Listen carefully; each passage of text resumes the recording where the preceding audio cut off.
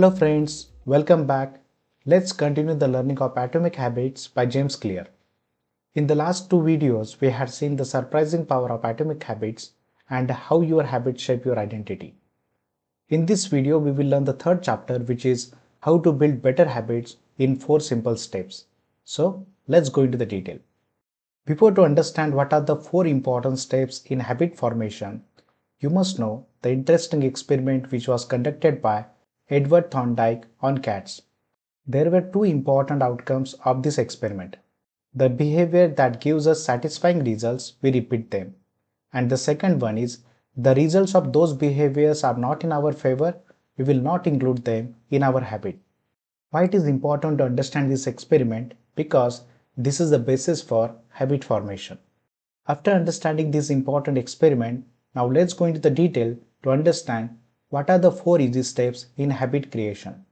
These are: the first one is the cue, the second one is the craving, third one is the response, and the fourth one is reward. Cue, as the name indicates, it triggers our brain to start the behavior. It is a first sign of reward, takes us to the craving, which is the second step. What is craving? Craving is a motivational force that gives us a reminder about the reward. This craving takes us to the next step, which is response, and that is also the connecting link between craving and reward.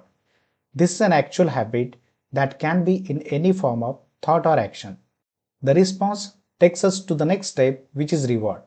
That is a goal of any habit. All these steps are interconnected and critical for the habit creation. Now let's take a practical example so you will get a better clarity about these 4 steps in habit formation. Let's take an example of drinking a coffee. The first step is cue.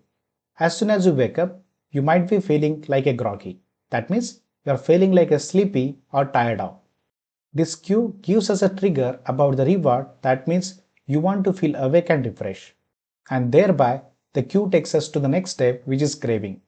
This is a motivational force. That means you want to feel alert. This motivational force creates a response which takes us to the next step, which is step number 3, response. In this step, you make and drink a coffee. After drinking a coffee, you will get a reward. That means you will feel awake and refreshed. If you already have a great habit, that's a really good thing. But if you want to change any one of your habit, then how to do that? So the next important question that we need to ask about the habit formation is how to change a habit. And as we had seen, if the behavior for any steps is not strong or sufficient, it will not form a habit. Now there are various techniques by which we can change our existing habits, and that we will see from the next video onwards.